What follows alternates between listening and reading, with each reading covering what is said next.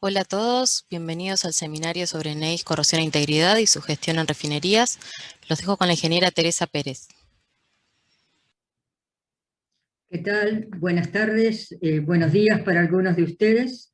Es un gusto, en nombre de la sección de NEIS Argentina y de la sección estudiantil del Instituto Sábato, darles otra vez la bienvenida a estos eventos. Como dijo Dolores, el tema de hoy es corrosión e integridad y su gestión en refinerías. Tenemos tres destacados panelistas que nos acompañan, a los que le agradecemos su interés en participar y el tiempo que nos dedican.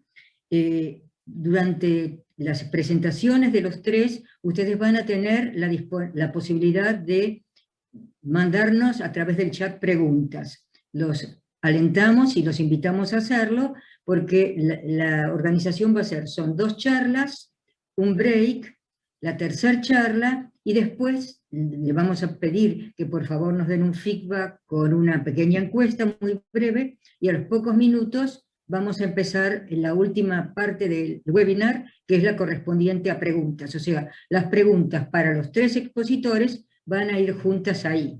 Por lo tanto, les pedimos que por un lado se identifiquen, por otro lado nos digan a quién va dirigida la pregunta, y nosotros encantados vamos a ir presentando las preguntas agrupadas por temáticas en el último bloque dedicado a las preguntas. Bueno, contamos hoy con participantes y asistentes de distintos países, de Chile, de Perú, de Estados Unidos, de España, de México, de Colombia, de Venezuela, de Ecuador, de Bolivia y de Uruguay, además de muchos puntos de la Argentina. Por ejemplo, hace un rato alguien nos dijo: hola, estoy en Río Grande, o sea, muy al sur de nuestro país. A todos les damos la bienvenida y le agradecemos el interés de participar de esta actividad, que esperamos sea de utilidad y aprendizaje e intercambio de conocimientos para todos.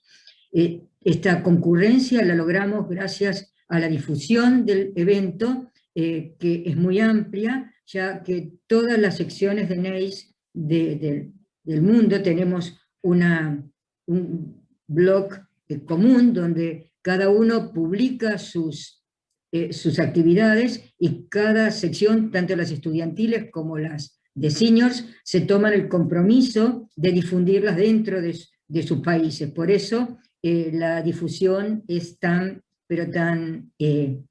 internacional.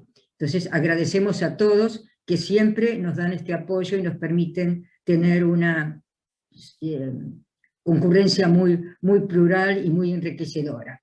También queremos agradecer a TEDUC, que es el host de nuestra sección NEIS Buenos Aires, Argentina, por todo el apoyo que nos da en la difusión y también en la implementación de la difusión del evento. Bueno, creo que no me olvido de nada importante, y entonces ahora vamos a dar comienzo a las presentaciones. Tengo ahora el gusto de presentar al doctor Sergio Capusta, que es director del Instituto de Energía y Medio Ambiente de la Universidad de Rice, donde también es profesor, y su charla se titula Gestión de corrosión y seguridad de los procesos, clave para una operación viable. O sea, es muy promisoria el título, y bueno, conociendo a Sergio hace mucho, también va a ser muy interesante su charla. Adelante, Sergio, muchas gracias. Todo tuyo.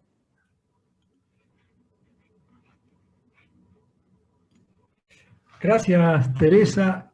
Buenas tardes, buenas noches, buenos días a todos los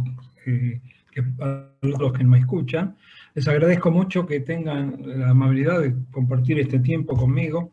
Es un tema que a mí me interesa muchísimo, que es el tema de integridad, corrosión y evitar accidentes de procesos. Bueno, es algo a lo que le he dedicado una buena parte de mi actividad, primero en Shell y luego en la universidad, para compartir con estudiantes y difundir la importancia de la integridad de procesos, de la integridad de los activos y cómo todo se relaciona con la profitabilidad de las operaciones. Y esto es lo que quiero resaltar, algo que los ingenieros de corrosión siempre están luchando por demostrar, que es la gestión de corrosión y mantener la seguridad de los procesos. En realidad no es un costo, sino que es un beneficio para las empresas. No hay manera que una operación pueda ser viable si no es segura, y no hay manera que una operación pueda ser segura si no tiene la corrosión bajo control. Así que ese es el tema de lo que quiero hablar. Sé que por muchos de ustedes están convencidos, pero si es así, bueno, les voy a hablar de cosas que ya conocen. Y a los que no lo conocen todavía, bueno, me alegro de poder iniciar esta conversación. Muchas de las diapositivas van a estar en inglés. Discúlpenme, no pude traducirlas, pero pienso que se entiende bastante. Moviéndome aquí. Esto es lo que tratamos de evitar. Lo más básico, que es evitar este tipo de accidentes. No todos son de refinerías, algunas son de offshore y algunas son de plantas de gas, pero de todos modos es todo parte de la operación de la industria. Y este tipo de accidentes, obviamente una planta que está fuera de servicio por algún accidente no es viable, no produce beneficios. Evitar este tipo de accidentes es fundamental para la operación y es fundamental para la viabilidad, para que las empresas tengan sus beneficios.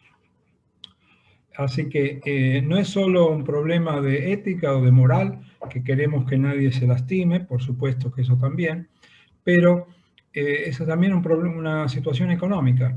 Es mucho más barato prevenir los accidentes que pagar las consecuencias. Ok, quiero poner el control de corrosión dentro del contexto de lo que es la integridad de los activos físicos, y no es la única, digamos, control de corrosión es solamente uno de los aspectos de integridad. Pero primero quiero definir qué es integridad. En nuestra empresa, en la empresa Shell, lo habíamos definido como que nuestros activos son seguros. Perdón, Sergio, ¿sí? Disculpa, se está viendo muy borroso. Sí. Quizá es mejor si Bueno. nosotros la compartimos desde acá y vos vas diciendo, porque se ve bastante borroso. Discúlpenme, yo acá las veo perfecto, pero... No, bueno, son los kilómetros de distancia que nos separan. Esto está muy bueno, pero tiene sus limitaciones. Bueno, chévere. Yo paro aquí y los dejo que ustedes... ¿Alguien tome el control? A ver si yo puedo compartir.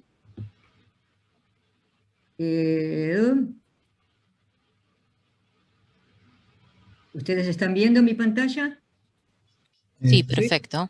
Ahora sí. Bueno, y aquí estabas. Aquí estaba, muy bien, volveré. Muy bien.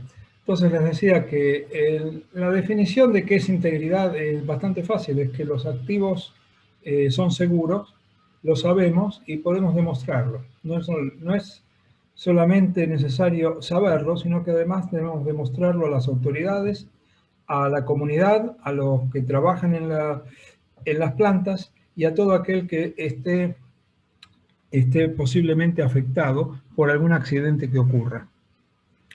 La integridad no es solamente integridad en operaciones. La integridad operativa, por supuesto, es importante y lo que significa es que operamos dentro de las ventanas operativas. Pero la integridad bien definida empieza en el diseño y luego se continúa con la integridad técnica, que significa mantener los controles, los elementos de control de seguridad, y finalmente la operación. Es muy difícil, se pueden hacer muchas cosas en la operación, se pueden hacer casi milagros, pero una planta que fue mal diseñada o mal construida y que no mantiene su integridad técnica es muy difícil que los operadores puedan mantenerla bajo seguridad, que no tengan accidentes. Así que todo empieza en el diseño, continúa con la instalación o el mantenimiento de los elementos críticos de seguridad y finalmente la operación, la integridad de la operación. Corrosión, control de corrosión, pertenece a este último, que es la integridad operativa. Y luego también tenemos algunos elementos comunes, como ser que el personal esté entrenado, que tengamos las herramientas necesarias y que los procesos de trabajo permitan a los operadores, a los técnicos, hacer sus tareas. Por ejemplo, que tengamos bases de datos actualizadas, compartidas, y que no haya, y que todos los diagramas de la planta estén al día. Oh, por favor, la próxima, Teresa. Próxima. Gracias. No les quiero recordar mucho de esto, esta vez bastante conocido, simplemente que más o menos el costo de corrosión es 3% del Producto Bruto mundial, y lo es para cada una de las industrias también. La parte de refinería está bajo producción y manufactura, y más o menos en Estados Unidos es algo así como 30.000 millones de dólares al año, que es el costo de corrosión para ese sector. Se puede poner más o menos, es un poco, no está totalmente definido, pero se dan cuenta del tamaño, cuál es el precio que estamos pagando y cuál es el beneficio que podemos obtener. Estos números son muy importantes cuando quieran discutir con algún gerente o con algún vicepresidente de operaciones por qué estamos gastando en corrosión. Les anticipo para muchos de los ingenieros que están iniciándose en esta carrera que una de las dificultades de los ingenieros de corrosión es que tenemos que justificar la falta de accidentes. O sea, ¿qué vamos a hacer el año próximo? Bueno, tampoco vamos a tener accidentes. Alguien que trabaja en producción siempre puede decir voy a aumentar la producción en 10%, 5%, lo que sea. En corrosión y en integridad lo único que podemos decir es, bueno, el año próximo y el siguiente todo va a estar bajo control, no vamos a tener ningún incidente. Y eso se vuelve un poco difícil a veces, es decir, para justificar, todo el mundo dice, bueno, a ver, ¿qué es lo que podemos cortar? Y corrosión está todo bajo control, así que ¿para qué seguimos gastando? Ese es uno de los problemas, es uno de los temas que les recomiendo a todos los que se inician en esta carrera de ingenieros de corrosión, que lo tengan bien presente porque es es algo continuo, es algo natural y es algo continuo. Por favor, la próxima, Teresa. Bueno, los métodos, primero voy a hablar de los métodos de control de corrosión y luego cuáles son los problemas de corrosión en refinerías. El primer método de control de corrosión es no hacer nada y esperar que todo salga bien. Digamos que eso se basa en, ¿cómo decirle? En fe, en tener mucha fe y en considerar que la suerte está de nuestro lado, pero no me parece que sea lo mejor, porque no tener fallas durante muchos años no significa que no tengamos una mañana. Y tampoco es mantener la integridad, porque la integridad significa saber que no vamos a tener una falla mañana. No es solamente esperar y cruzar los dedos o rogar que no pase nada. Lo que se hace muy extensivamente es el siguiente, que es surveillance, no sé la traducción al castellano, pero es observar, monitorear y reemplazar las partes corroídas en lo posible antes de que fallen, pero en muchos casos también se trabaja en operación hasta la falla, que quiere decir se cambia cuando se rompe. Es un método muy extendido en refinerías, también en todas partes del petróleo y gas. La selección de materiales, por supuesto, es una de las áreas mayores. Cómo prevenimos la corrosión es diseñando los materiales para resistir a la corrosión, tales como 2 cromo, 5 cromo, 12 cromo, aceros inoxidables, etc. El método que a mí me gusta más, me interesa más, uno de ellos es, por supuesto, el la selección de materiales y también el control del proceso, la definición de las ventanas operativas y el seguimiento de las ventanas operativas a través de la inspección basada en riesgo. Creo que el próximo locutor va a hablar precisamente sobre esto, sobre cómo se integra la inspección basada en riesgo dentro de la gestión de integridad. También hay maneras activas de prevenir la corrosión, como ser inyección de productos químicos, inhibidores y otros, secuestradores de oxígeno o biocidas, y también lavado con agua. Las refinerías en muchos casos, muchísimos, se usa el lavado con agua. Les voy a mostrar en un minuto cuán extenso es el lavado con agua para prevenir corrosión. Pero en realidad lo mejor sería un sistema integral que incluya todos estos, y para eso se necesita un sistema de gerenciamiento de la integridad, y digamos que el sistema de gerenciamiento significa quién tiene que hacer qué cosas cuándo. Cuando uno hace eso, tiene un sistema de integridad, un sistema de gerenciamiento, de gestión de integridad. Me voy a enfocar un poco en la unidad de crudo de la refinería, porque es la primera que recibe el crudo, es la primera que sufre procesos de corrosión, y muchas de las cosas que pasan allí, tanto buenas como malas, se trasladan al resto de la refinería. O sea, si hacemos algo mal en el frente de la refinería, vamos a tener problemas en el resto también. La siguiente diapositiva. Gracias. Bueno, esto es un esquema de una unidad de crudo, de destilación, y lo que quiero resaltar aquí son algunos de los puntos. Lo primero es que el sistema de control de corrosión comienza en los tanques de crudo. Separar la mayor parte del agua, separar la mayor parte de los productos que vienen de producción, tanto por un barco o por una tubería, es extremadamente importante, porque todo lo que no se separa va a terminar en la refinería y posiblemente cause varios problemas. El equipo más importante referido a corrosión o control de corrosión en una refinería es en inglés es el desalter, que creo que será el desalteador, el desalador, y es el filtro que elimina la mayor parte, más o menos como el 95% de todos los problemas de corrosión de una refinería, se eliminan a través de este desalador. Lo que el desalador hace es, toma agua, el agua generalmente viene del sistema de cabezal de la unidad de crudo, después de pasar por el desulfurizador,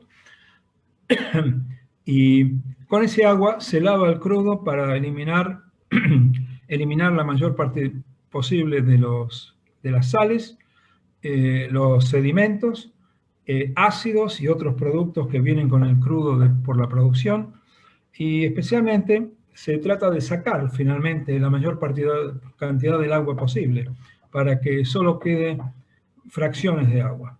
Menos de 0,5% no es posible, pero más o menos si se puede llegar a eso sería lo mejor. Se tienen que poner dónde y cómo evitar corrosión en una refinería. Lo primero que tienen que hacer es fijarse cómo está funcionando el desalador. Además del desalador, existe la inyección de soda cáustica con el crudo desalado. La soda cáustica se usa para neutralizar los ácidos que se van a producir por hidrólisis cuando el crudo se caliente. Cuando las sales de magnesio y calcio se hidrolizan y producen ácido clorhídrico, la soda cáustica se usa para neutralizarlas y evitar corrosión en la unidad de crudo. El problema es que la soda cáustica también puede producir graves problemas de corrosión a alta temperatura, como ser caustic cracking, craqueo cáustico. Luego aquí tenemos el horno de crudo y la columna en sí.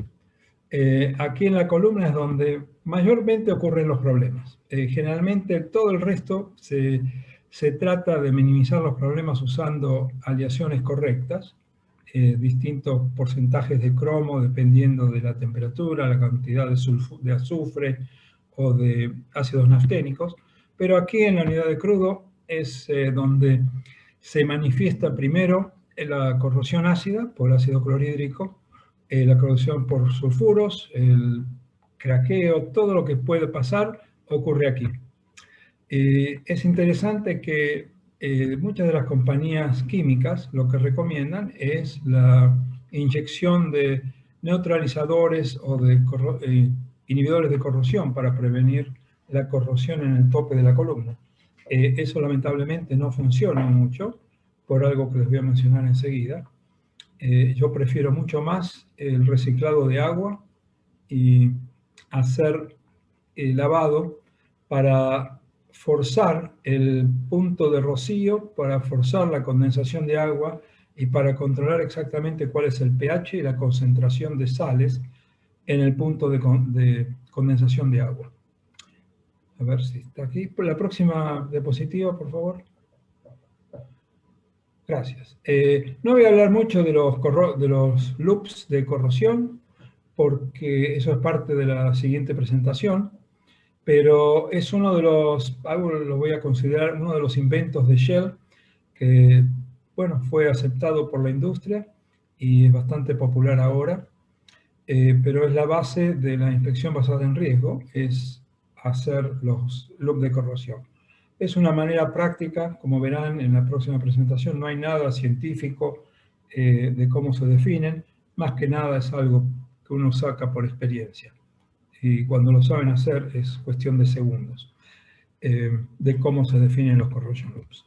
¿Cuál es la ventaja? La ventaja es que se pueden poner en algo tan complicado como una refinería, se lo puede reducir a pedazos que son más fáciles de entender y de comprender, razonar y analizar en más detalle, decidiendo, por ejemplo, cuáles son los tipos de corrosión, cuáles son los materiales de elección, cuáles son las ventanas operativas y cuáles son los sistemas de control.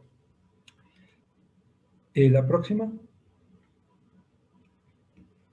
Ok, bueno, ¿qué es lo que produce corrosión en la unidad de crudo? Bueno, no hay muchas complicaciones, estas son lo más cómico, interesante, es que esto es conocido desde hace 100 años.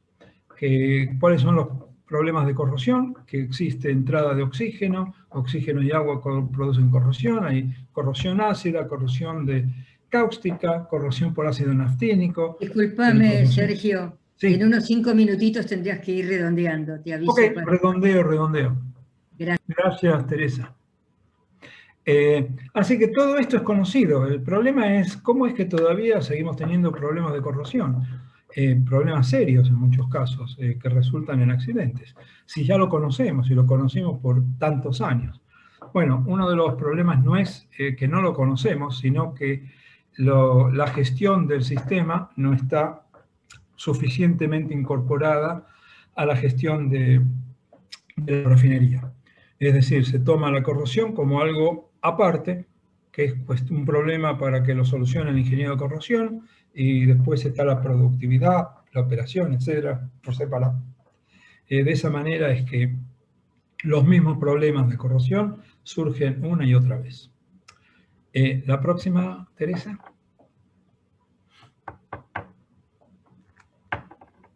Próxima.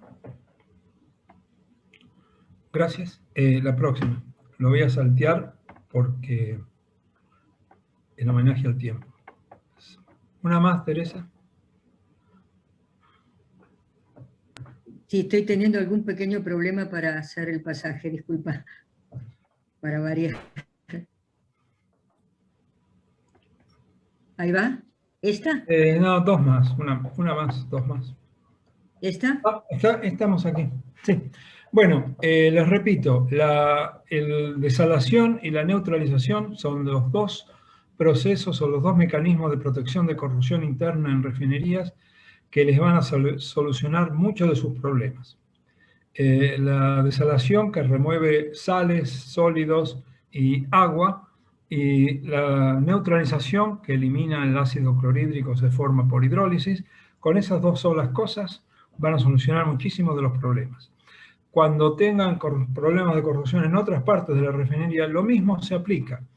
Lo que se aplica es que es mucho mejor lavado con agua, o sea, forzar el pH en el punto de condensación de agua, que tratar de neutralizarla, tratar de usar inhibidores de corrosión o tratar de hacer muchísimas otras cosas.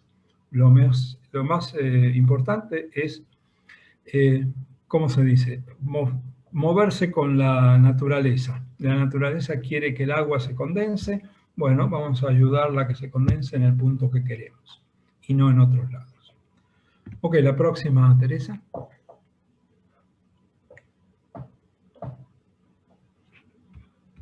Sorry. Está bien. Voy agregando tiempo a la presentación, no hay problema. Sí, claro. Vamos a usar el descuento. No sé Los qué es lo 5 que... minutos ya estoy en tiempo de descuento. Claro. Ahí va. ¿Es Muy esta? bien, eso, muy bien. Esto quizás sea muy conocido ahora, es algo que trabajamos hace 20 años en Shell, para descubrir por qué los inhibidores de corrosión y los neutralizadores no funcionan para prevenir corrosión.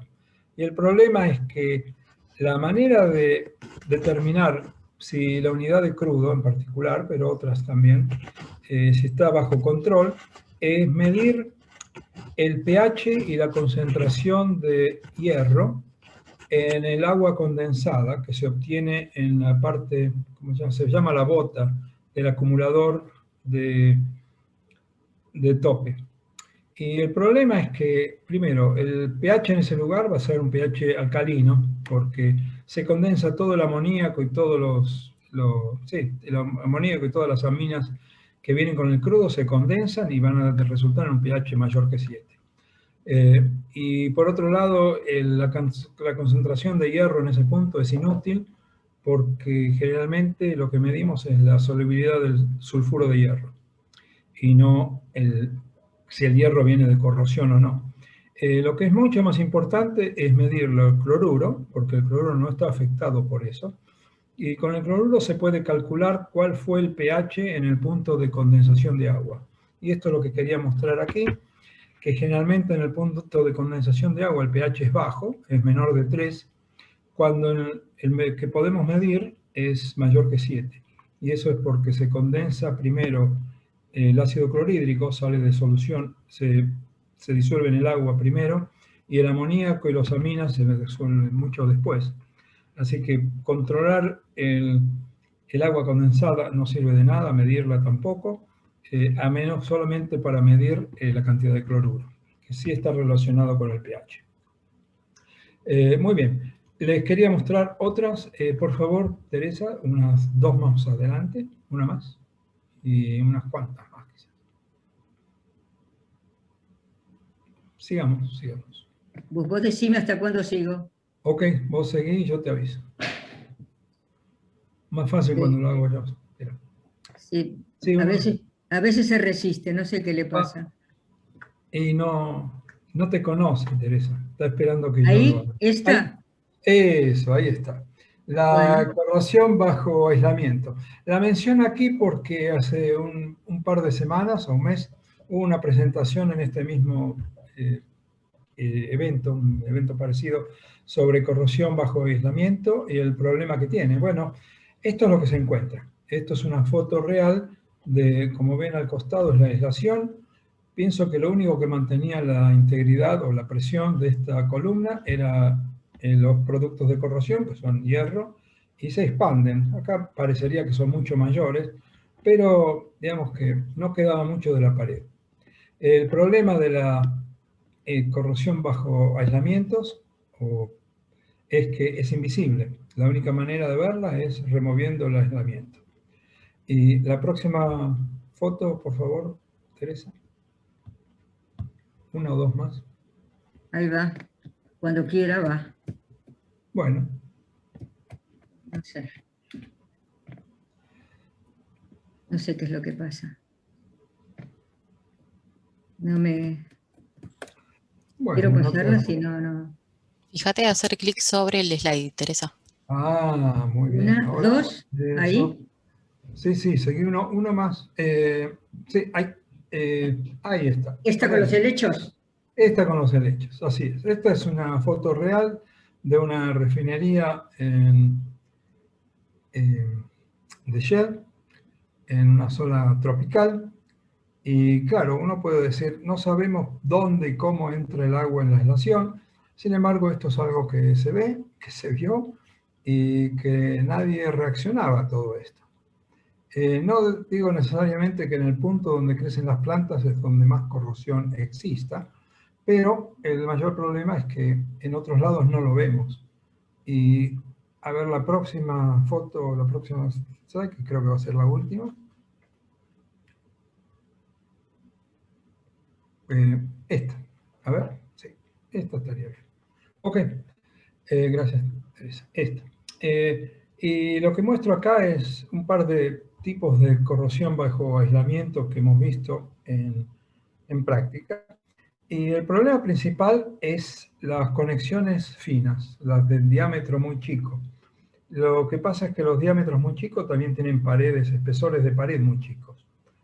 Cuando ocurre corrosión o aislamiento en un recipiente de presión, en las paredes, bueno, las paredes son gruesas, pueden tener 1, 2, 3 pulgadas, pero las conexiones más finas, digamos que un tubo de drenaje de 1 pulgada o 2 pulgadas de diámetro va a tener un espesor de pared de 1/4 de pulgada y la velocidad de corrosión externa es la misma, no importa el espesor de la pared, que quiere decir que las conexiones pequeñas de drenaje o de ventilación son las que se van a romper primero. Y por el momento la única manera de encontrarlas es removiendo el aislamiento. Hay mecanismos o hay procesos para inspección basada en riesgo que nos dicen, ¿no?, que acá es más probable que existe corrosión que en otros. Y también hay algunos métodos que pueden medir el espesor a través del aislamiento, el espesor de la pared de metal, pero no son realmente efectivos. Así que lo único que se mantiene es que hay que sacar el aislamiento, mirarlo, aplicar algún recubrimiento, aluminio, flame spray de aluminio, o sea, aluminio en spray, y poner otra vez el aislamiento y tratar de, en muchos casos, de eliminar el aislamiento cuando no es necesario. O sea, se pone o se solía poner aislamiento para todo y lo que vemos es que en muchos casos no es necesario. No es necesario ni aislarlo, ni poner protección térmica. A lo sumo, sí, protección térmica para que nadie se queme o nadie se enfríe las manos, pero no es necesario poner aislamiento que acumule agua. Bueno, los dejo con mi próximo presentador. Si tienen preguntas, que espero que las tengan, estaré muy contento de contestarlas. La presentación era un poco más larga de lo que yo había esperado y tuve que cortarla, pero dispuesto para cualquier pregunta. Gracias. Muy bien, muchísimas gracias, Sergio. Sí, seguramente va a haber muchas preguntas, porque bueno, el tema amerita para eso. Ahora tengo el gusto de presentar al ingeniero Rodolfo Kramer, que es gerente de gestión integral de activos de downstream en YPF, y que nos va a hablar, como ya un poco adelantó Sergio, de gestión de integridad y corrosión. Así que, Rodolfo, todo tuyo. Buenísimo. ¿Se ve la pantalla ahí? Sí, se ve. ¿Están viendo? Perfecto. Muy bien. Bueno, gracias, Sergio, por introducir en forma tan elocuente y tan precisa los temas. Voy a tratar de poder mantener la vara al nivel y tratar de explicar cómo se maneja un sistema de gestión de integridad y de corrosión, ¿no? Así como decía Sergio, y me anoté la frase, nuestro trabajo consiste en justificar la falta de accidentes, ¿no? Un poco estamos para evitar que esas cosas pasen. Sin embargo, lo que parece un concepto fácil, cuando agarra dimensiones de una refinería o más de una refinería, comienza a tomar otro peso específico y empieza a tomar otra dimensión de gestión, ¿no? Para que se den una idea, nuestro sistema de gestión tienen casi 100.000 activos repartidos entre activos estáticos, rotantes y demás, los cuales se deben gestionar todos de una manera consolidada. Entonces, ¿qué entendemos por un sistema de gestión? Básicamente, un sistema de gestión, así como lo dijo por ahí rápidamente Sergio, consiste en caracterizar el estado actual de los activos. ¿Cómo estamos hoy? Sacamos una foto, cómo estamos hoy, y en base a eso y a una metodología implementada, podemos predecir el comportamiento en el tiempo, justamente con este proceso sistematizado de análisis de información. Eso lo hacemos prácticamente diariamente, y los ingenieros de corrosión y de integridad tienen como gran desafío mantener todos estos sistemas vivos y que sigan trabajando. El objetivo final que tenemos es poder integrar todas estas funcionalidades y estandarizar todas las actividades de nuestro sistema de gestión, mantener y, en principio, crear y después mantener una estructura sistematizada del sistema de información, poder identificar en forma efectiva todos los potenciales mecanismos de deterioro que hay presentes, clasificar en forma relativa el riesgo por contención, por una pérdida de presión, por un potencial problema de seguridad de procesos. En base a esto, definir las estrategias y los planes de inspección, hacer, como por ahí contó rápido Sergio, y ahora voy a tratar de explicarlo en forma más rápida, hacer un seguimiento y control de ventanas operativas, y en base a eso aplicar acciones efectivas de mitigación. ¿Cómo lo construimos? Bueno, nosotros nos basamos en 3 pilares fundamentales para implementar el sistema de gestión. Voy a ir muy rápido porque probablemente la gente que ya esté trabajando en el área de petróleo lo conozca bastante bien, y me quiero enfocar mucho en el tema de sustentabilidad de estos modelos, ¿no? Una de las cosas que se dijeron también al comienzo son las personas, ¿no? Para poder implementar un sistema que sea eficiente y eficaz, necesitamos conocimiento. Acá el rol de los ingenieros de corrosión y de los ingenieros de integridad juegan un papel clave, ¿no? Entonces, para nosotros es de vital importancia mantener al personal capacitado, mantener todo el tiempo gente con experiencia en sus roles, y poder, sobre todo, que tengan responsabilidades sobre las decisiones que se van teniendo, ¿no? Porque si no, si solamente consiste en implementar un software y no introducimos la información correcta, probablemente los resultados no sean los más eficientes ni los correctos. Entonces, la base de cualquier sistema de gestión, en nuestro caso, son las personas, la capacitación de las personas y el expertise que tengan las personas para desenvolverse dentro de su rol, dentro de estos modelos. Con eso, lo que se establece es un proceso de trabajo. Es vital tener un proceso definido y estandarizado para poder implementar, ¿no? Si cada uno tratamos de hacer lo que nos parece, en general el proceso termina fracasando, ¿no? Necesitamos roles y responsabilidades bien definidas, funciones bien definidas, para que la implementación se siga dando. Y esto es una de las cosas más importantes en la sustentabilidad del modelo, es poder mantener un proceso efectivo y que tenga apoyo de la dirección y apoyo de toda la organización para que se siga manteniendo en el tiempo. De nada sirve implementar una metodología de integridad si después se queda cajoneada y todos seguimos trabajando igual, o si queda para cuando vienen los reaseguradores para mostrar que hicimos la tarea. Esto es un proceso vivo en el cual constantemente necesita de retroalimentación, y eso se construye mediante una clara definición de qué hacer en qué momento. Y finalmente la tecnología, ¿no? Como les conté, la cantidad de activos que se tienen es realmente grande, y si a eso sumamos la cantidad de fuentes de información, que cada vez son más, fuentes de automatización, fuentes de dispositivos móviles, fuentes automáticas de información. Hace 10 o 15 años probablemente teníamos 2 o 3 medidores de espesores, un par de ensayos no destructivos, y eso era todo. Hoy realmente la cantidad de fuentes de información y la cantidad de formas de usar esa información crecieron exponencialmente. Entonces la tecnología es un factor clave, tanto en la toma de informaciones en campo como en el procesamiento, ¿no? En la implementación de Machine Learning, todo lo que tiene que ver con Data Analytics, tanto sea para poder predecir corrosión como para poder calcular tiempo de desgaste de equipos rotantes, posibles fallas y demás, se empiezan a integrar todos en una metodología de trabajo. Por eso se necesita tener tecnología que pueda tomar todas estas fuentes de información, estas potenciales análisis, para poder procesar todo esto y llevar un proceso estable con el tiempo, ¿no? Sumando estos 3 pilares que nosotros consideramos los pilares básicos de implementación de un modelo de integridad mecánica, es la forma en la cual los equipos de integridad y de confiabilidad generan valor para la organización, ¿no? Esta es la forma en cómo nosotros justificamos que las cosas no pasen, así como decía Sergio, evitamos que las cosas se rompan, ¿no? ¿Cómo construimos? Y vamos un poco directamente al hueso, ¿cómo se construye el modelo?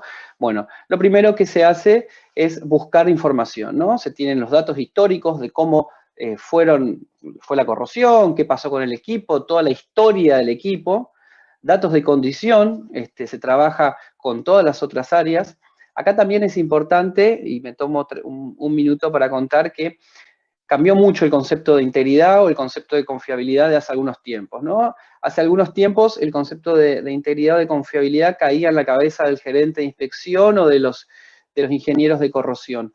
Hoy, en cambio, es un proceso cross. Hoy la confiabilidad y la integridad se construyen entre todos. Así como hace algún tiempo se hablaba que la seguridad se construía entre todos, hoy la confiabilidad es lo mismo. Es un proceso en el cual todos formamos parte, ¿no? Y entonces, cuando se buscan datos de condición, se habla con la gente de operaciones, con la gente de producción, con la gente de tecnología, y entre todos vemos cómo están los equipos.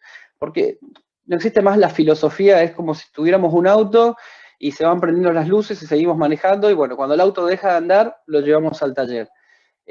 Nadie hace eso, por lo menos nadie lógico hace eso. Sin embargo, cuando van levantando una alerta o vemos alguna aguja o alguna luz, avisamos, ¿no? Llamamos al mecánico o hacemos algún service. Hoy con las plantas es lo mismo. No podemos operar hasta destruir los equipos y ahí entrar a un paro de plantas gigante para reconstituir toda la refinería. Hoy necesitamos ir monitoreando qué le va pasando a los equipos en forma constante para tratar de ir tomando acción o de ir preparándonos para que cuando vaya al taller poder tomar las acciones en forma lo más rápido posible.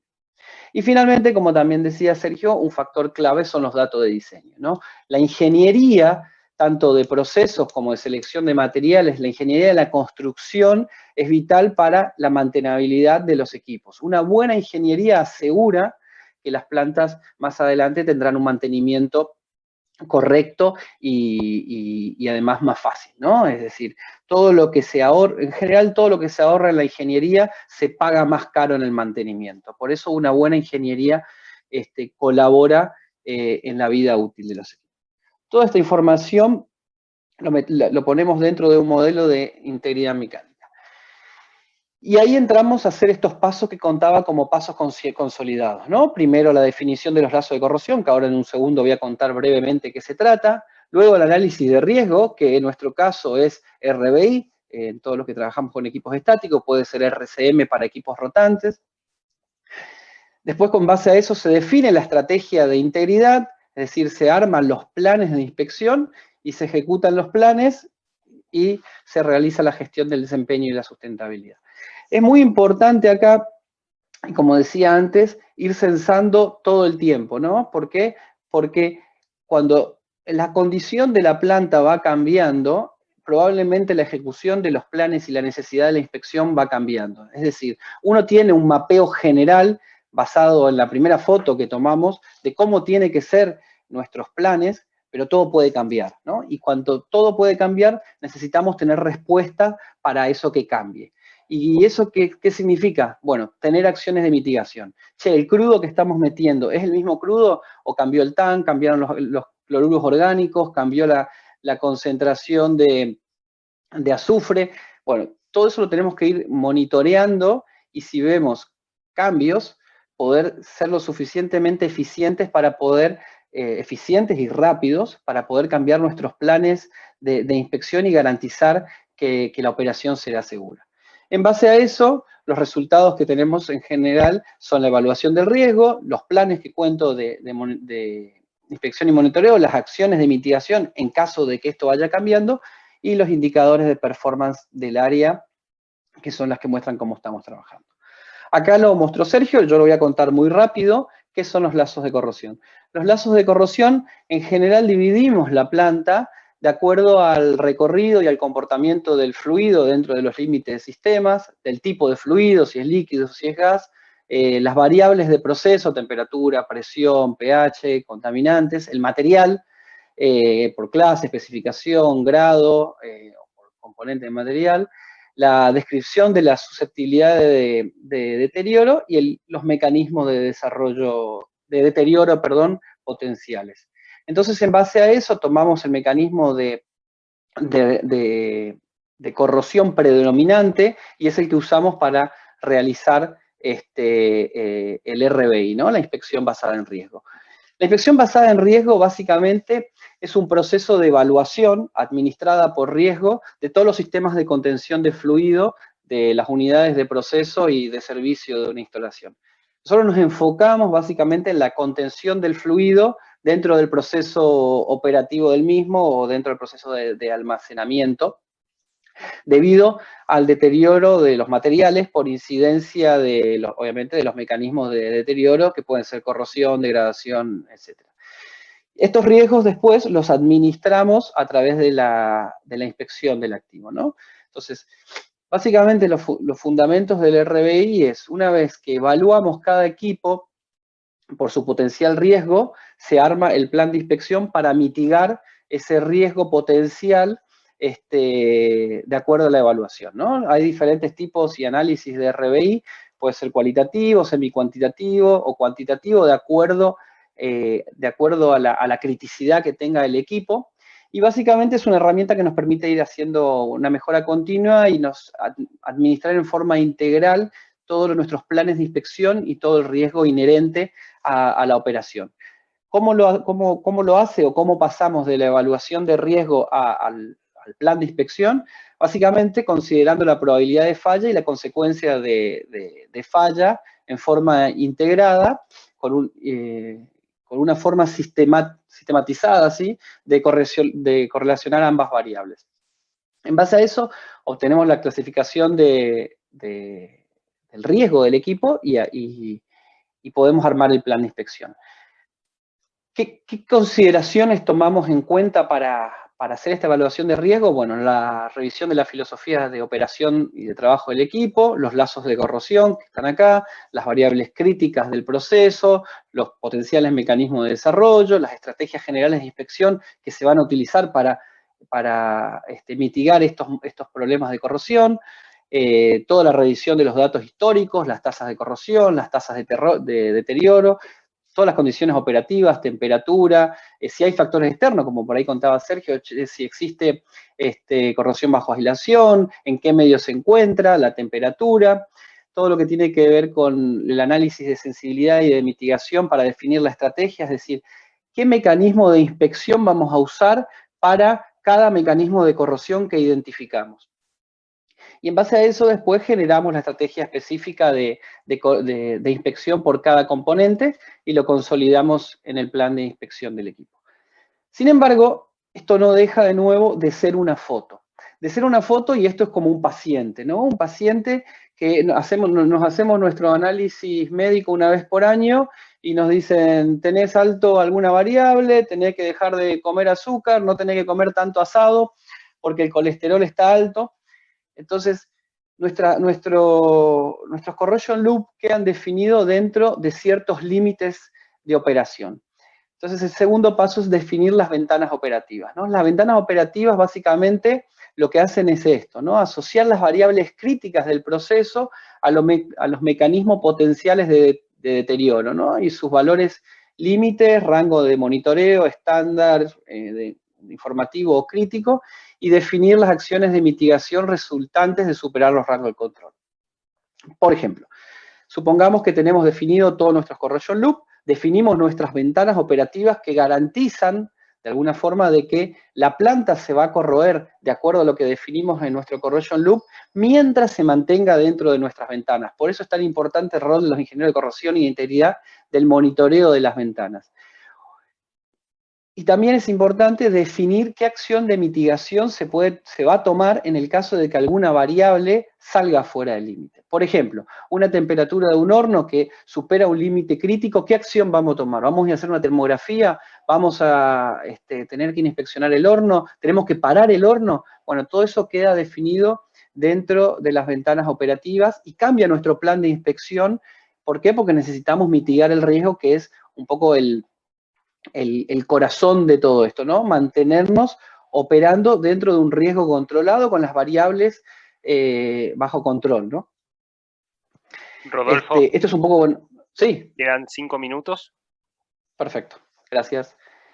Análisis de riesgo, esto es básicamente lo que conté recién, de cómo hacemos el análisis de riesgo basado en estas cosas. Y esto es algo que toqué por ahí en forma muy taxativa cuando empezaba, del cambio cultural que trae trabajar por procesos, y lo que quería recalcar con la sustentabilidad del modelo. Implementar un modelo de gestión de integridad es un ejercicio duro, penoso, caro, y lleva muchísimo tiempo de trabajo. Pero una vez que está implementado, es simplemente una herramienta más para hacer nuestro trabajo. Es vital la sustentabilidad del modelo. ¿Qué quiere decir esto? Seguir trabajando en base a cómo definimos nuestra metodología de trabajo. Y eso necesita de un cambio cultural que tiene que ir llevándose, o que tiene que generarse en toda la organización, ¿no? Porque el modelo de integridad, como decía, tiene que ver con cómo se comporta toda la organización, ¿no? Y está basado en el análisis del activo a partir de la clasificación relativa al riesgo. Es decir, todas nuestras inspecciones van a ser relativamente al riesgo. Ya nos empezamos a olvidar de a poco de los modelos de inspección basado en plazo o llevar a rotura. Acá empezamos a evaluar todo en base al riesgo, para poder orientar todos los recursos económicos y de nuestro personal capacitado para hacer una buena planificación y una buena estrategia de inspección de todos nuestros equipos y activos, de forma de que nuestras tareas de mantenimiento estén enfocadas en la mitigación de potenciales problemas que puedan resultar. Para poder hacer de que todo esto lleve a que el negocio pueda llevar su proceso sin que aparezcan problemas, ya sea de índole al medio ambiente, seguridad o las personas. Realmente es un proceso complejo, es un proceso que lleva tiempo, es un proceso que hay que hacer a conciencia, y otra de las cosas que me gustó que decía Sergio, una de las peores cosas que podemos hacer es no hacer nada y esperar que todo salga bien. Si hay alguien que está presente en estas cosas es Murphy, por lo cual no se pueden dejar ninguna variable al azar. Seguramente, y por ahí es un consejo para todos los que vivimos en este mundo de corrosión, lo que dejen al azar, por más mínimo que sea, va a ser lo que va a terminar impactando. Entonces el cambio cultural empieza a ser trabajar por metodología y tratar de tener orden, así como queremos maximizar el proceso y maximizar la ejecución, tener siempre en la cabeza un proceso ordenado y sistematizado de control y de control de la corrosión, y hablarse mano a mano con la inspección que va a ser y las ventanas operativas que va a ser nuestra retroalimentación para que esto siga funcionando en forma correcta. Bueno, creo que llegué en tiempo, un minuto antes. Muy bien, Rodolfo, muchísimas gracias por tu charla, por tu disertación y también por establecer puntos de contacto con lo que habla Sergio, o con lo que contó Sergio, pues enriquece todavía más esta serie de charlas que estamos dando. Bueno, les recuerdo a todos, como lo hicimos por el chat, que las consultas las pueden ir haciendo a través de ese medio, aclarando la persona que las hace y a quién se las hace, ¿sí? Las vamos a ir recopilando y al fin de la charla vamos a leer algunas, seguramente muchas queden fuera, pero se las vamos a pasar a Rodolfo, a Sergio y al último expositor, para que puedan contestarlas después, en el caso de que queden fuera. Y ahora vamos a tomar un break de 10 minutos, así que 15:05 nos volvemos a encontrar con la última disertación. Hasta luego.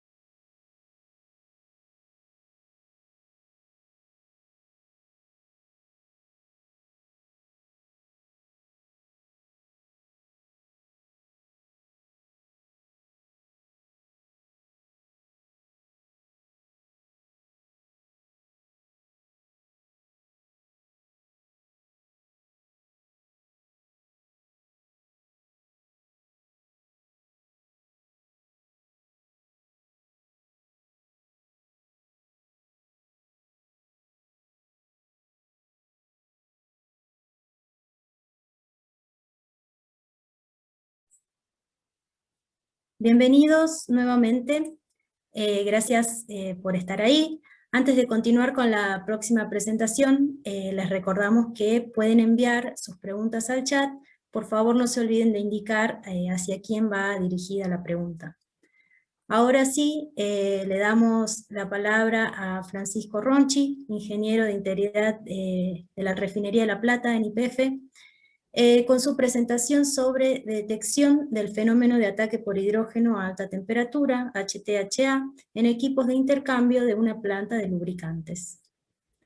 Francisco, proba que ande Bueno, todo bien. dale, gracias, Danisa. Bueno, ahí presento. Dígame si están viendo. A ver.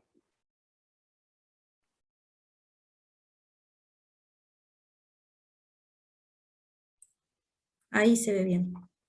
¿Ahí se está viendo? Bueno, Sí. perfecto. Bueno, ahí como me presentó Danisa, bueno, mi nombre es Francisco y actualmente me desempeño como ingeniero de integridad de la Refinería de La Plata. Bueno, en línea de lo que estuvieron hablando anteriormente Sergio y Rodolfo, esto es un ejemplo de cómo un sistema de integridad mecánica, bueno, puede prevenir fallas, y en este caso de lo que trata esta presentación, una posible falla catastrófica en un intercambiador de una planta de lubricantes. Ese vendría a ser el eje de la presentación, pero bueno, previamente, para los que no estén en conocimiento de lo que es el HTHA, voy a dar como una breve introducción de lo que es y qué modos de daño produce. Seguramente los que hayan participado en estas charlas, bueno, Teresa ha dado una charla bien específica de este mecanismo de daño. Así que bueno, vamos a tratar primero esto que les comenté recién, esta introducción del mecanismo, después ya nos vamos bien a lo que es la gestión, nuestra experiencia en la gestión de inspección en búsqueda de este mecanismo. Bueno, el HTHA, como lo indican sus siglas, High Temperature Hydrogen Attack, es ataque por hidrógeno a alta temperatura. Es la interacción del hidrógeno atómico con el carbono disponible en nuestro metal, el cual forma metano, y nos puede producir diversos modos de daño, como acá, bueno, los tengo listados. Puede ser la decarburización superficial, después voiding, fisuración, ampollado, que también, bueno, son formas de decarburización que suceden internamente en los metales de nuestros equipos. Bueno, acá brevemente se explico lo que es en qué consiste la decarburización superficial. Es un modo de daño que mucho no nos quita el sueño, por así decirlo, ya que sucede en la superficie de los metales y, bueno, produce una ligera reducción localizada de la resistencia y, bueno, no nos da mayores problemas. Pero bueno, nos da un indicio de que el fenómeno está ocurriendo. Esto únicamente se puede visualizar a través de réplicas metagráficas, bueno, o si se puede hacer un ensayo destructivo o realizar ya una metografía en laboratorio. Acá lo que se puede observar en estas imágenes que estoy compartiendo, bueno, en esta que estoy, no sé si están viendo ahora cómo estoy marcando, la de la izquierda, se puede una decarburización parcial, donde se puede ver que más alejado de la superficie se ve bien lo que es vendría a ser la perlita, que es la que contiene la mayor cantidad del carbono disponible con la que se combina el hidrógeno que entra al equipo, y más cerca de la superficie ya se puede ver que ya la perlita ya va desapareciendo y ya queda como una matriz completamente ferrítica, como se puede ver acá a la derecha. Bueno, esto impacta obviamente al cambiar la estructura de nuestro metal, impacta en lo que es las propiedades mecánicas.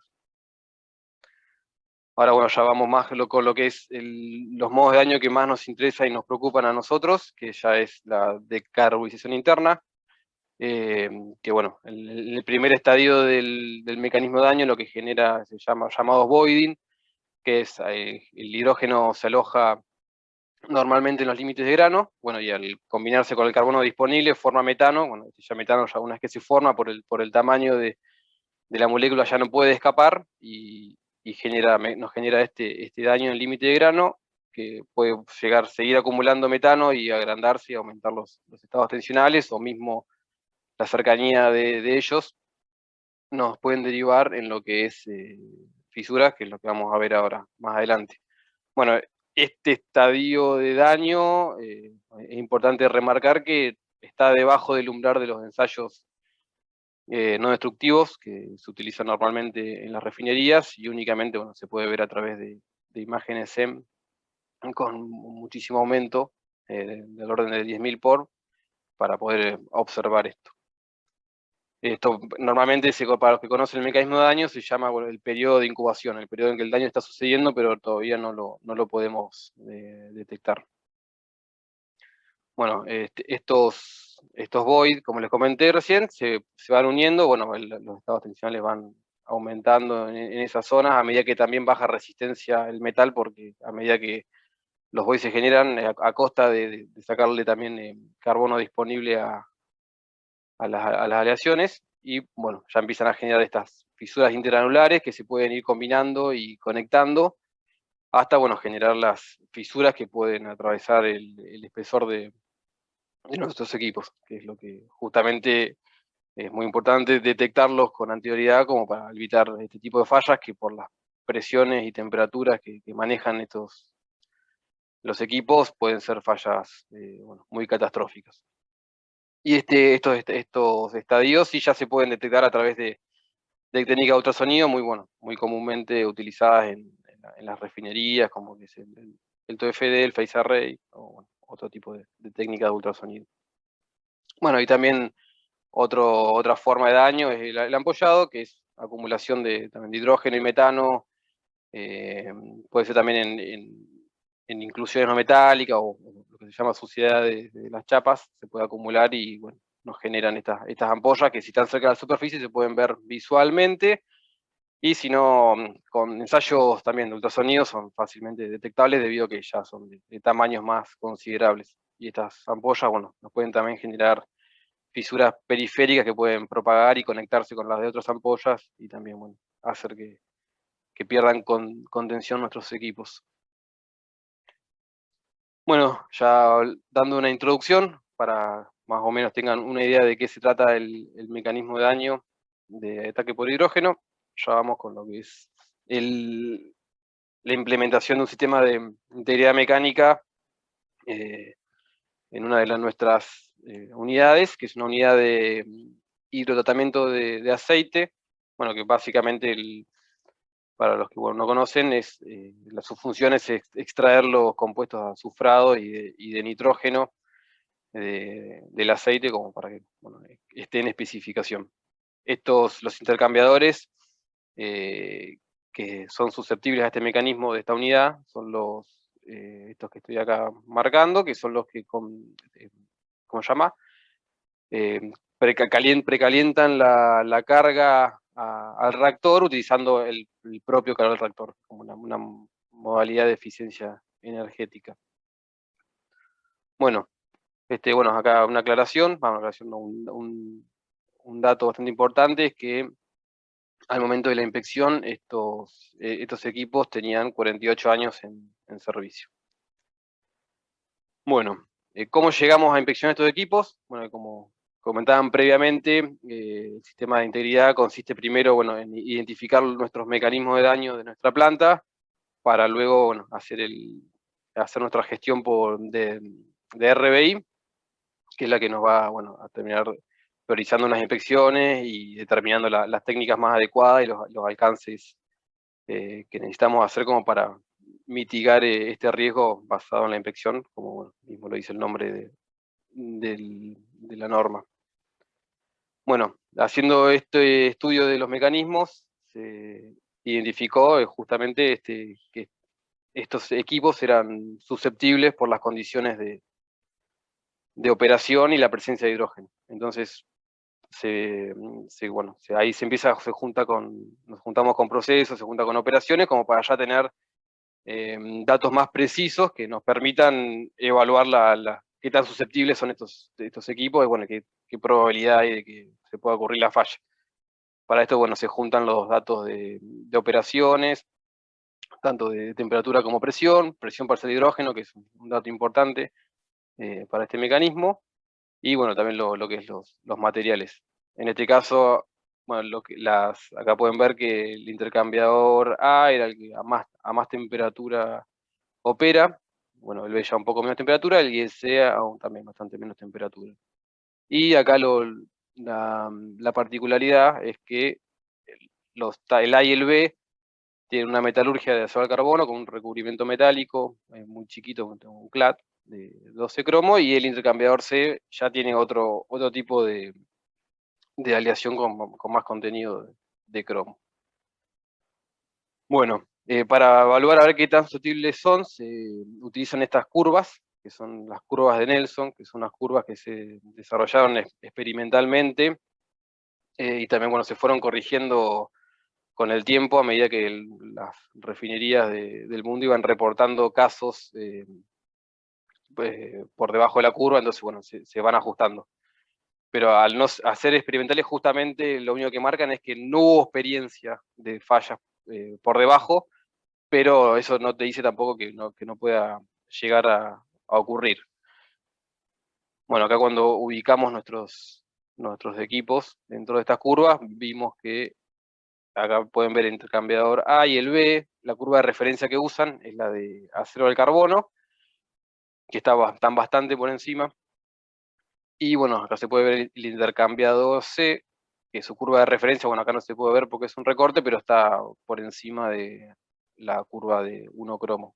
Entonces, lo que nos dice esto, bueno, es que el A y el B estaban en una situación muy desfavorable, o sea, muy susceptibles a este mecanismo de daño, y el C directamente ya por la distancia a la curva se determina que no es susceptible.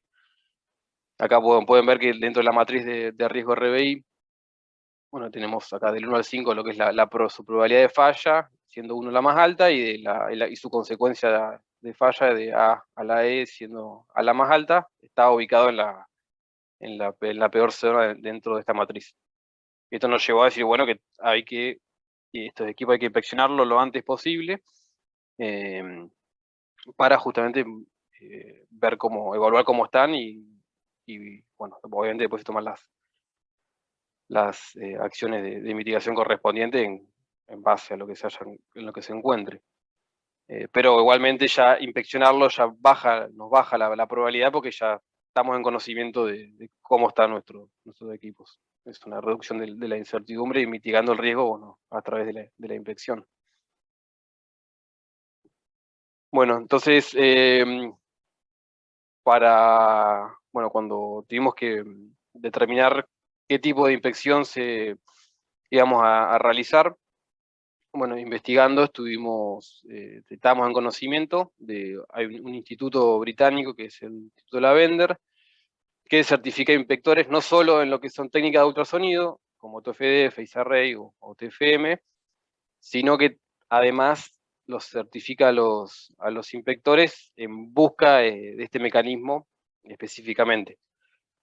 Porque muchas veces, por más que el inspector tenga certificación en estos mecanismos de daño, a veces la interpretación de las señales que nos arroja este daño pueden ser confusas y difíciles de determinar.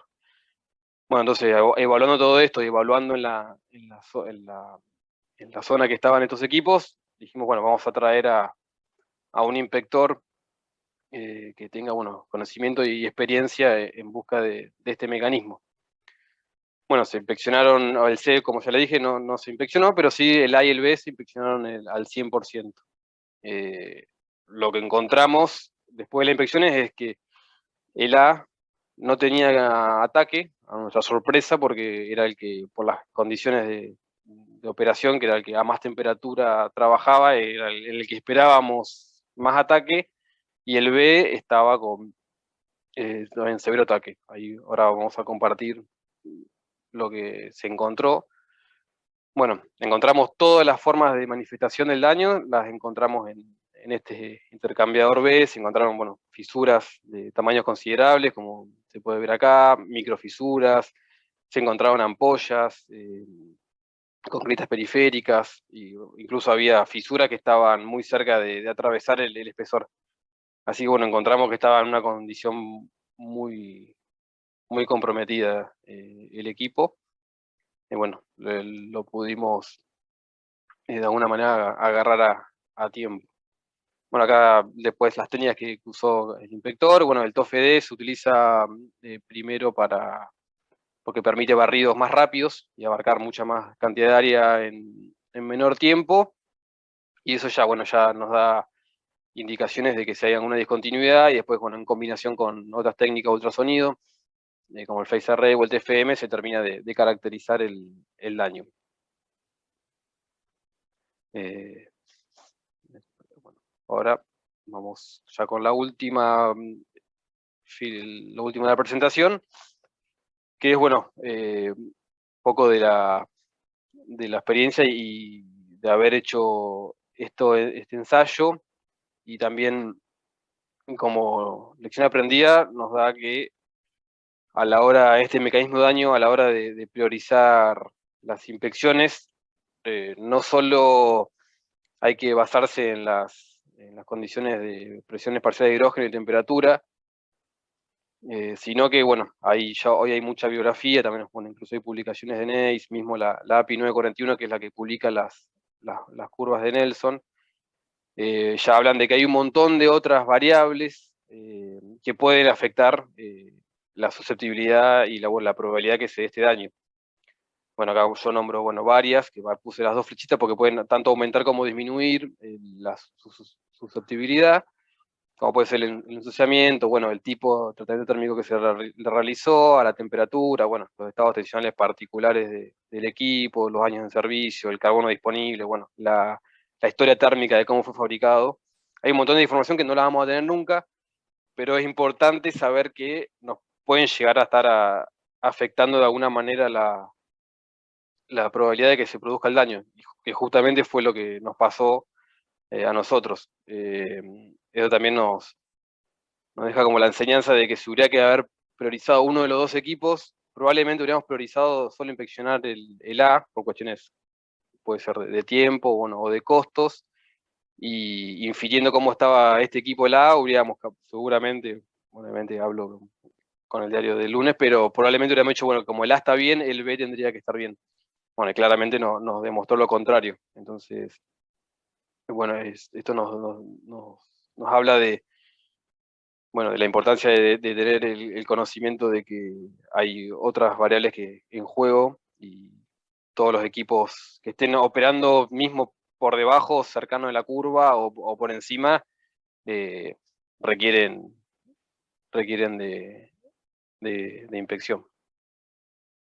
Así que, bueno, eso es toda la presentación.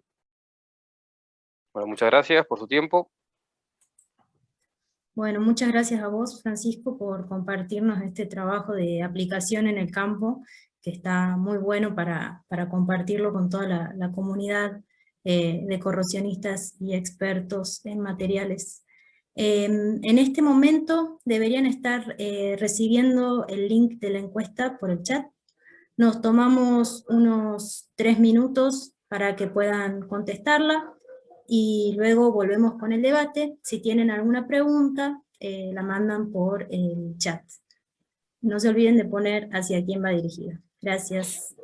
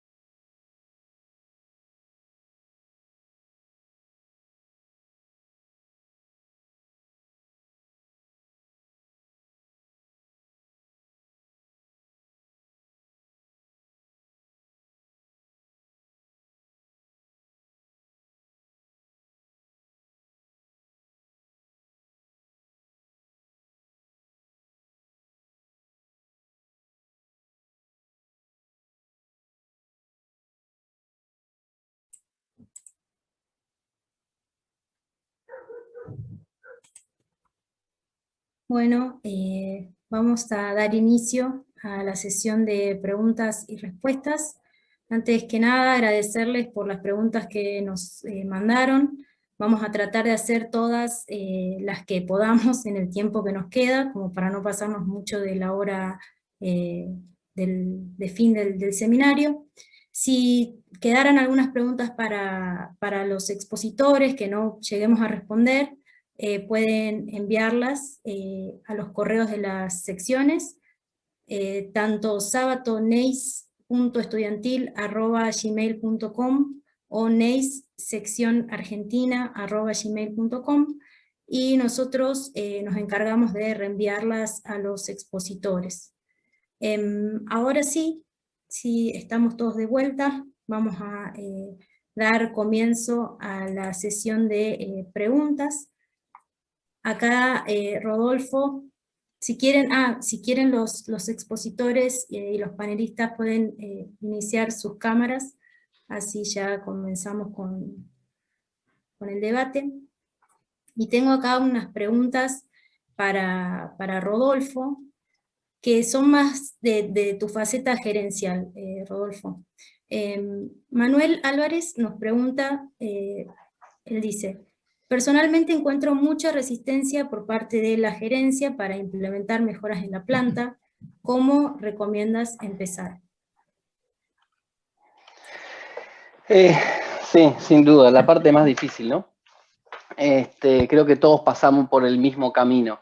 De mostrar, no sé cómo es el estado de madurez de tu organización, o qué tienen implementado, o qué no, pero una de las cosas creo que más importantes, y alineado con lo que por ahí, no sé si será una petrolera o qué, con los costos que por ahí contaba Sergio, que es un costo medianamente normal para la industria, tratar de mostrar todas las ineficiencias que se consiguen, ¿no? Nosotros, obviamente, cada vez que implementamos una nueva herramienta o demás, nos encontramos frente al mismo camino, porque tenemos que hacer un business case para justificar cualquier cambio que hagamos de implementación de algún proceso o herramienta, y la búsqueda es tratar de mostrar en números las eficiencias que se logran, ¿no?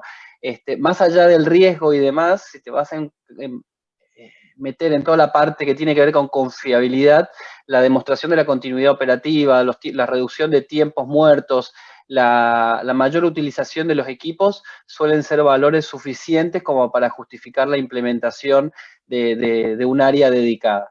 Y si es todavía un poco menos madura y necesitas armar un área más de integridad y que tiene que ver con lo que es el asset management, creo que sumarle a esto la parte de riesgos, de operación y de seguridad de procesos, tienen que ser tus aliados para hacer las presentaciones. Pero una presentación cuantificada en riesgo y además que muestre una mejora operativa y en tiempo de procesamiento suelen ser suficientes para subirse a un proyecto como este.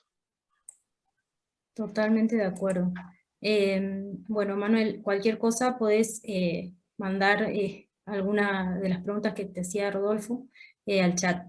Y la última que tengo por el momento para vos es, ¿qué rol cumple la conservación del talento en el SGI y cómo se gestiona los recursos como para no perderlos? Sin duda, el rol del talento, y como contaba antes, es un jugador cada vez más importante, ¿no?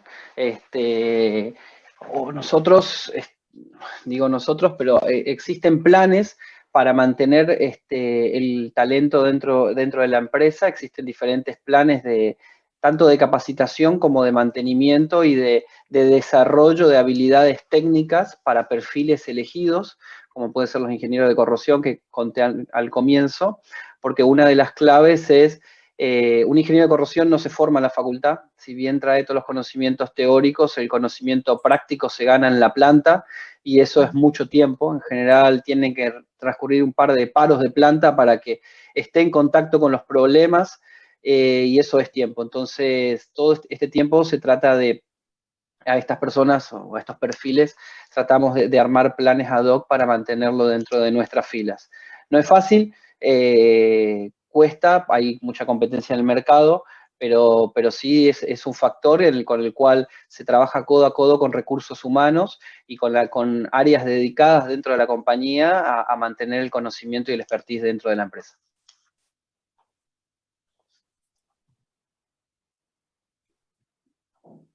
Bueno, muchas gracias, Rodolfo. Ahora vamos con algunas preguntas para Sergio y después, si el tiempo nos lo permite, damos otra vuelta. ¿Está bien? Bueno, aquí tenemos una pregunta para ti, Sergio, que dice: ¿cómo se define un loop de corrosión para un proceso y cuáles son las normas asociadas a esa definición? Bueno, quizás eso es parte de la presentación de Rodolfo. Vamos a hacer mitad y mitad, Rodolfo. Bueno, perfecto. Ustedes dicen. Bueno, como pienso que parte de lo que dijo Rodolfo es que los loops de corrosión, primero que son simplemente prácticos. No hay nada que sea teórico y se pueden definir de muchas maneras. No hay la mejor ni la peor, es lo que funciona. Número uno. Luego, que todo depende de la experiencia de la gente que lo esté haciendo. La primera vez puede parecer demasiado problema, pero con la práctica se hacen bastante fáciles. Pero las cosas que deben tener en común los lazos de corrosión, loops de corrosión, son el mismo tipo de control del proceso. O sea que más o menos los fluidos que pasen por allí sean de la misma composición, del mismo rango de temperatura, que estén bajo la misma ventana operativa, en lo posible. Solíamos decir que tiene que ser el mismo material, pero muchas veces se pone acero inoxidable porque se pone, y no se puede romper un lazo de corrosión simplemente porque algo no se adapta a lo que tenemos teóricamente. Así lo queremos definir así, y si hay algo que no funciona. Eso es número 2 o número 3. Más o menos la misma velocidad de corrosión, aunque, claro, si tengo un pedazo de acero inoxidable en un lazo de corrosión de acero al carbono, va a haber diferencias. Pero que se pueda de alguna manera extrapolar la velocidad de corrosión sabiendo algo de otros componentes del mismo lazo de corrosión. Y una de las cosas que es fácil de cómo definirlos es que siempre tiene que haber algún equipo en el lazo de corrosión. Solamente tuberías no sirve. Algo que cambie en el medio. Puede ir de un recipiente a presión a una bomba, de una bomba a un horno, de un horno a otro recipiente de presión, pero solamente lazos de corrosión basados en que solo contengan tuberías son bastante aburridos, digamos. También aquí preguntaban si había alguna normativa. Quizá alguno de los dos puede tomar esa parte, no sé. Por lo menos para responder si sí o no. Rodolfo, te paso la pelota. No, normativa, hay sí algún estándar que muestra roles típicos por unidades, pero ahí coincido con Sergio, ¿no? El ejercicio termina siendo normalmente práctico, ¿no? Si bien te pueden marcar la cancha y enseñarte cómo jugar, el partido lo jugás con la experiencia, ¿no? Por suerte, porque gracias a eso tenemos trabajo. Si fuese estándar sería mucho más fácil, pero creo que hay mucho escrito sobre los modelos genéricos para las unidades de proceso estándar, pero todo se termina traduciendo a sentar gente que conozca del proceso y que conozca lo que le pasa a la unidad para poder hacer el mejor estudio, o como decía antes, ¿no? Un estudio que sirva para esa planta. Los corrosion loop no es algo estándar que uno pueda cambiar de una planta a otra porque no funcionan. Lamentablemente, si uno no lo desarrolla para esa planta, con los problemas de esa planta y con las condiciones de esa planta, es un ejercicio que no sirve. Así que ahí, como decía Sergio, una de las cosas más importantes es la experiencia de la gente que se sienta a hacerlo, y creo que eso es realmente lo que valida un modelo. Bueno, muchísimas gracias a los dos, muy enriquecedor la contribución de ambos.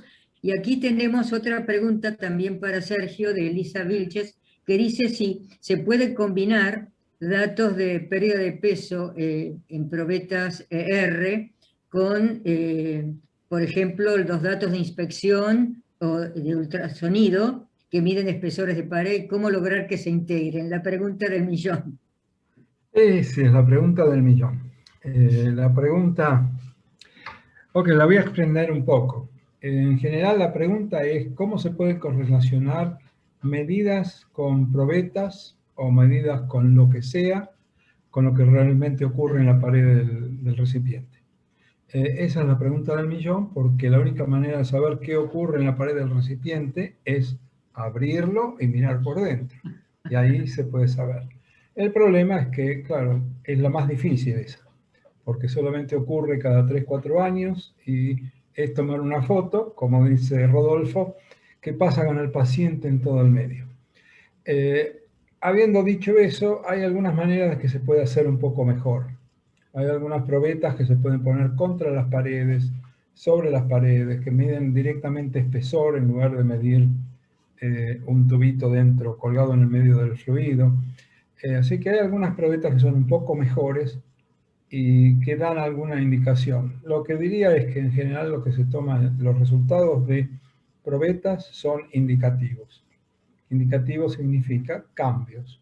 Si algo se pone peor o se pone mejor o de alguna manera no mantiene la tendencia, eso es una indicación. Pero pensar que si la probeta dice 0,1 significa 0,1 no me parece, al menos en mi experiencia no fue así. De todos modos, cuando no hay otra información, se usa. En los ejercicios de inspección basado en riesgo, que muchas veces hay que asumir cosas porque no sabemos qué es lo que está realmente pasando, si hay resultados de probetas, se manejan y se dice, ok, es parte de la información y los vamos a usar. Bueno, muy bien, Sergio, muy claro. Me reía porque recién hay una consulta, voy a salir del protocolo, pero decían, ¿qué pasa si dejamos problemas de corrosión latente a modo de demolición controlada para demostrar el punto de que realmente necesitamos trabajar sobre esto, ¿no? Esto con respecto a la invisibilización de los problemas cuando está todo bien, quiere decir que estamos sin inconvenientes, ¿no? Sin incidentes. Bueno, me pareció un buen chiste, un buen comentario. Somos felices por un ratito, digamos. Claro, lo vemos, ven que podía pasar, pero bueno, más allá de eso y volviendo a lo que tiene que ver con lo formal, Francisco, ¿estás por ahí? Tengo una consulta para vos. Pablo. Dale. José Caprarulo, un miembro de los más conocidos que tenemos en la sección, te pregunta, ¿qué acción se tomó con el intercambiador B luego de la inspección? Lo tuvimos que sacrificar. Sí, sí. ¿Directamente fue el cambio de equipo? Tuvimos que salir a comprar un equipo nuevo, bueno, en medio de un paro, así que bueno, tuvimos que hacer un par de enroques aparte con los otros intercambiadores que estaban ahí. Pasamos el de cromo, lo pasamos donde estaba el A lo pasamos donde estaba el B, y el nuevo que pudimos hacer, de acero al carbono, bueno, quedó en la posición del C, que era la menos severa. Igualmente, eso es en cuestión de la emergencia del paro, después se programa la compra, obviamente, del equipo con su metalurgia correcta, pero bueno. Lo tuvimos que, sí, porque estaba dañado, no se podía reparar directamente de lo dañado que estaba. Bien, y acá te voy a hacer una consulta que mezcla dos preguntas, ¿sí? Una es, ¿en qué tipos de acero se presenta más comúnmente la descarburización y qué podríamos realizar para evitarla? Y la otra habla de una de las imágenes que mostraste, que pareciera que la morfología de un ampollado tiene morfológicamente algo que ver con HIC, con fragilización por hidrógeno, y si ese es el mecanismo.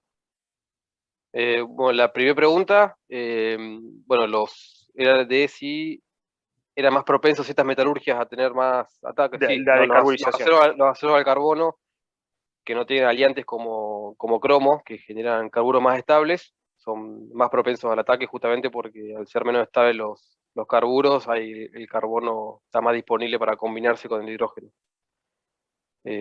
Así por eso las aleaciones con mayor contenido de cromo son cada vez menos susceptibles. Y la segunda, bueno, sí, el ampollado que se genera de esa foto es el mismo ampollado que genera un ataque por sulfídrico húmedo, un blister por sulfídrico húmedo, que entiendo que la pregunta es acumulación de hidrógeno dentro de una discontinuidad del material. Sí, Teresa, ahí estabas levantando la mano. No, que bueno, en realidad el hidrógeno es el que entra, pero lo que se forma a alta temperatura sigue siendo metano, ¿no? En cambio, en el otro caso, tenemos la combinación de dos hidrógenos atómicos para dar hidrógeno molecular. Pero estamos de acuerdo que el causante del problema es el hidrógeno atómico, que es el que puede entrar y moverse por el material, como vos muy bien decías, ¿no? Tal cual, es así. Gracias, Teresa. No, por favor. Bueno, ¿tenemos tiempo para otra preguntita más? No sé cómo andamos con el tiempo. Estamos 2 minutos pasados, pero bueno, si nos siguen acompañando... Hay quórum e interés, así que yo tengo una aquí que me gustaría tirarla al ruedo. Es de Ángeles Díaz Sánchez y pregunta si en todos estos modelos de integridad se consideran también las estructuras civiles. Y ella aclara, estoy pensando en la corrosión por hormigón, en hormigón armado, que desgraciadamente últimamente ha estado tan de moda, ¿no? Entonces, bueno, no sé quién quiere responder o pueden hacerlo en sociedad, queda abierto sobre la mesa. Tomo la posta y después si quieren sumar. Nosotros, en nuestro caso, lo que es estructuras de hormigón armado no se considera dentro de lo que es RBI. Si bien hay planes de inspección, se hacen porque tenemos instalaciones en lugares donde hay posibles terremotos, en zonas sísmicas. Entonces, todo lo que tiene que ver con estructura de hormigón lleva un tratamiento especial, ¿no? Entonces, en general, y por lo menos en nuestro caso, están tercerizadas las empresas, que son empresas dedicadas a la inspección de hormigón, las que llevan adelante ese trabajo. No están dentro del modelo de integridad mecánica, pero sí es un trabajo que se realiza y se realiza con especialistas. No sé, bueno, Ronchi tendrá la misma respuesta que yo, no sé, Sergio, Sí,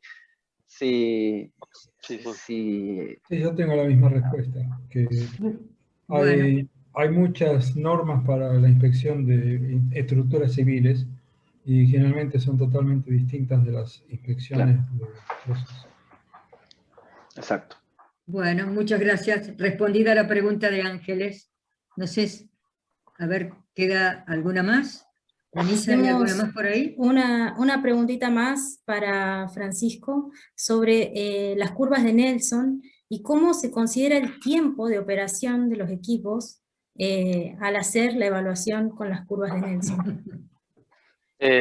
Bueno, acá hay unos tiempos llamados los de incubación, pero bueno, el tiempo más alto dentro de esas curvas son 10.000 horas, que para que son los años de un equipo en refinería quedan obsoletos. Entonces, a medida que se van haciendo estos, de alguna manera, sistemas de integridad mecánica, donde se estudian los mecanismos, bueno, se van detectando los equipos que están operando en estas condiciones.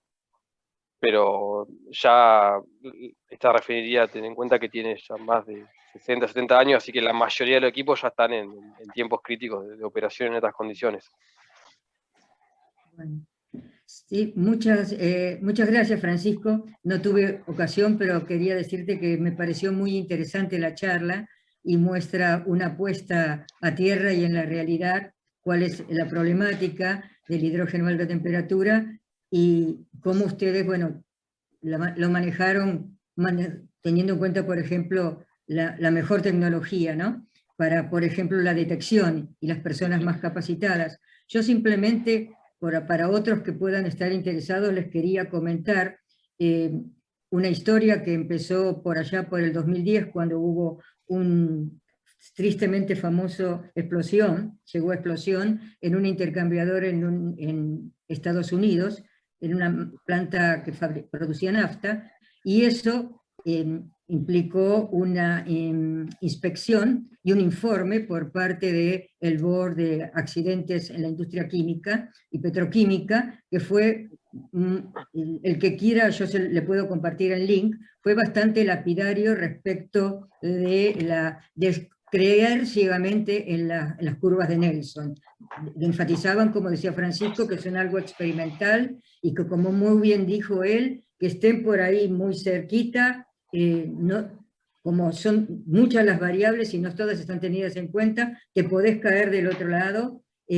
Incluso todo eso que ocurrió ahí implicó que la 941 cambiara, porque el problema fue en una soldadura, como vos mostraste, cambiara las curvas y pusiera una curva para soldaduras no tratadas, separada y más baja que la de materiales soldados, y también, y con esto termino, todo ese problema, eso fue el que más resonancia tuvo, porque hubo varios muertos, si no me falla la memoria, 6 o 7 personas. Pero además, muchos de refinerías de Estados Unidos formaron un Joint Industrial Project, un programa conjunto de estudio de los métodos de detección. Pusieron un signo de pregunta sobre muchos de los métodos que la 941 mostraba como aptos. Tal es así que la 941 está revisionando eso, porque estos papers son de hace 1 o 2 años, está en plena revisión, y la 971, que refiere a la 941 como casos de daño, cuando habla de hidrógeno a alta temperatura, también dice, eso se está revisando. Por eso me parece muy interesante lo que dijiste vos, que fueron a buscar a expertos, porque está claro que no cualquiera, ni con cualquier NDT, puede detectar este tipo de cosas. Y lo último, una cosa muy interesante que también están tratando de hacer dentro de ese programa, y enfatizando a lo que dice Francisco, de que son muchas las variables, tratar de buscar algo que sea más mecanístico y que pueda hacer un análisis del daño, como hace la Fitness for Papers, la 579, que no está aplicada a esto porque no hay un mecanismo. Así que quizá con el tiempo se desarrolle un modelo mecanístico que permita hacer una estimación más racional y con muchas más variables. Nada más, bueno, me pareció muy interesante la charla, y no sé cómo vamos de tiempo, ¿ya vamos cerrando? Sí, ¿no? Pablo, Danisa. Sí, ¿no? A ver,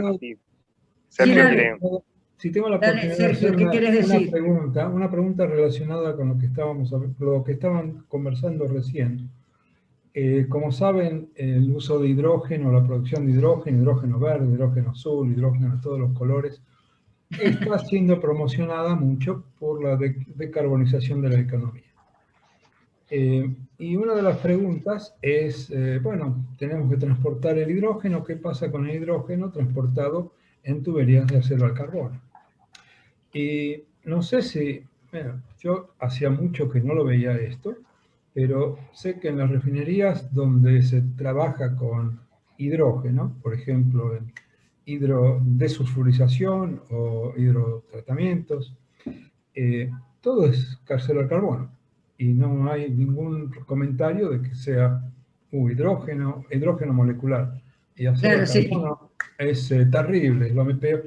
Y sin embargo, hubo varios comentarios y varias presentaciones que dicen el hidrógeno, el acero al carbón, cuando tocas un poquito de agua, es un desastre. No, si no hay sulfídrico. No, va a depender mucho también de la temperatura, de la presión, ¿no? Si no se disocia, no pasa nada.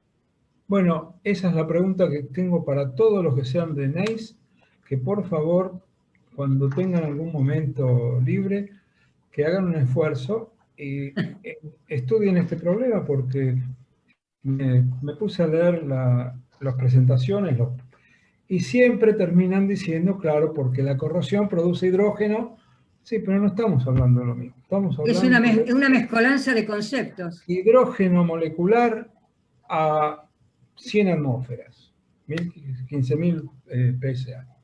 ¿Y qué es lo que pasa? Y no lo puedo terminar de entender, porque algunos dicen que sí, otros que no, que esto va a matar a toda la economía de hidrógeno, que no es un problema.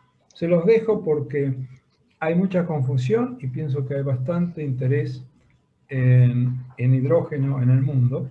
Sí, mucho. Que alguien piense más en ese hidrógeno molecular. ¿Se puede disociar de alguna manera? Yo no veo cuál es la energía para la disociación, porque es bastante, la unión hidrógeno-hidrógeno es bastante fuerte. Sí, también en Argentina está analizándose ese tema y claramente hay quienes confunden transportar hidrógeno molecular con el hidrógeno que se genera por corrosión, que va a entrar en ciertas ocasiones. Bueno, pero si nos ponemos a hablar, No, se hace la hora del té. Perdón. Pero Largo la pregunta para que los 200 o 250 participantes, ahora aporten. Hay 200 pensando en eso y aporten al tema. Creo que tenemos para un próximo seminario. Sí. Sí, Creo que al tenemos- respecto está la ASME B3112, ¿no, Sergio? ¿Es así? Ahí tenemos una punta de donde tirar. Sí, hay una STM, sí, que ahora no me acuerdo el número, pero hay una STM para el transporte de hidrógeno, sí. Bueno, muy bien. Tenemos para 2 o 3 charlas más, que quiero agradecerle a todos, a Sergio, a Rodolfo, a Francisco, a las 200 y pico de personas que nos acompañaron, bueno, por supuesto a Danisa y a Pablo, y a Dolores, que nos ayudó muchísimo, que no se pierda nada, que no se filtre nada. Bueno, y nos encontramos en la próxima. Y si alguno tiene interés en alguna presentación de las que hablamos, o alguna publicación, o hacer una pregunta, la manda a los 2 mails, y nosotros respondemos, seguro. Excelente, felicitaciones. Me pongo nerviosa de lo que estoy leyendo. Muchas gracias por las presentaciones. Eso es lo que estoy leyendo, muy interesantes. Eso es para ustedes, señores, para los 3. Muchas gracias. Bueno, Chao. Gracias. Chao, felicitaciones. Chao, hasta luego. Gracias. Chao, hasta luego. Gracias a todos por participar.